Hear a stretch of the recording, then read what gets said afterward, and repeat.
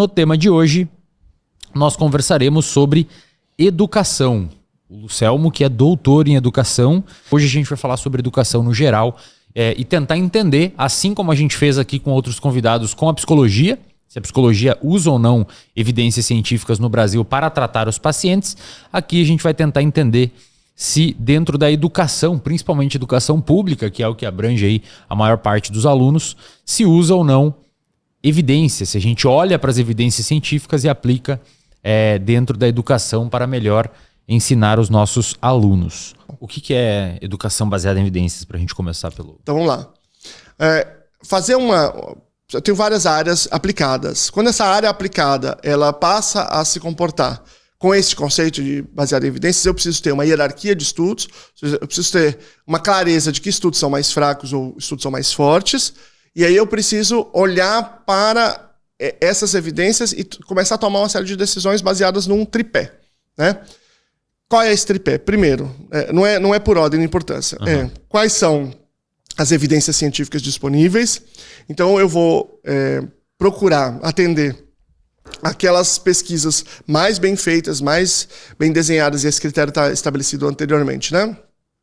Eu vou olhar para ela e vou privilegiar estratégias que tenham evidência científica sólida.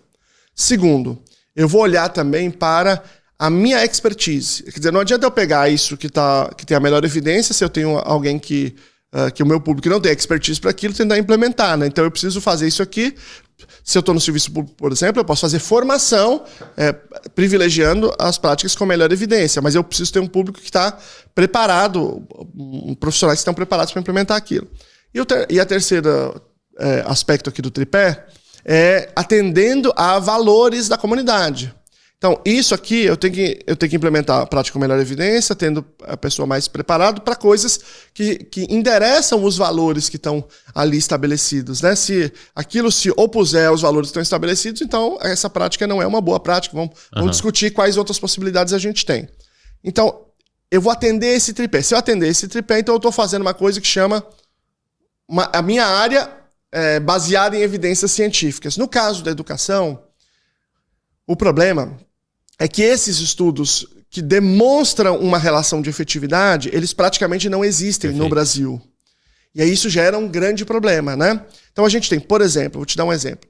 Se eu vou numa sala de aula, eu sou um pesquisador, estou fazendo um mestrado, por exemplo, eu vou numa sala de aula e eu descrevo qual é o clima que está ali, o que acontece com uma certa pessoa, ou com um professor, e aí eu pego isso e levo para a minha universidade e faço um diário de campo, com uma dissertação com diário de campo, com aquelas percepções. Esse é um estudo que tem o seu valor. Uhum.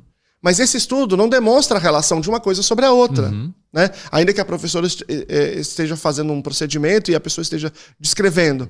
Por quê? Porque estudos observacionais, eles não demonstram uma relação causal entre as coisas. Ele bateu uma foto ali, né? Ele bateu uma foto, Então eu preciso, para estabelecer se aquele procedimento que a professora usou, para saber se ele é efetivo ou não, se ele produz o desfecho que se propõe a produzir, eu preciso de um outro tipo de estudo, que é um estudo experimental.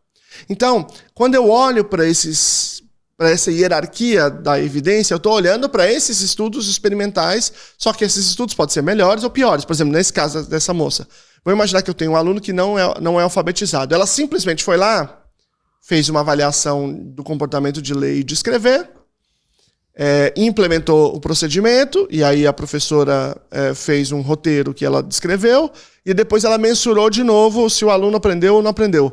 É um estudo de pré-pós, é um estudo legal, que tem uma relação ali que você vai demonstrar o que aconteceu. Mas ele é fraco. Uhum. Então, se eu fosse fazer uma pirâmide da evidência, ele estaria lá embaixo.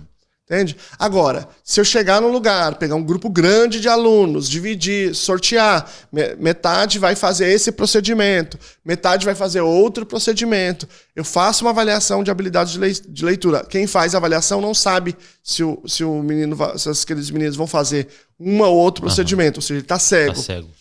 Depois de, 6 meses, a gente refaz aquela avaliação, faz uma análise estatística. Aí é um estudo forte. Uhum. Então, dentro dessa pirâmide, esse estudo vai estar lá em cima, porque ele é um ensaio controlado, randomizado.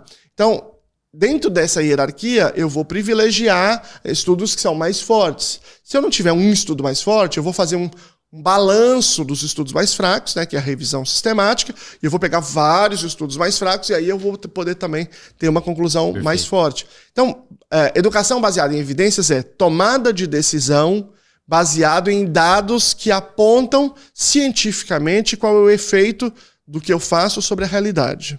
E eu considero sempre o tripé entre melhores evidências, os profissionais, a capacitação dos profissionais e os valores da comunidade.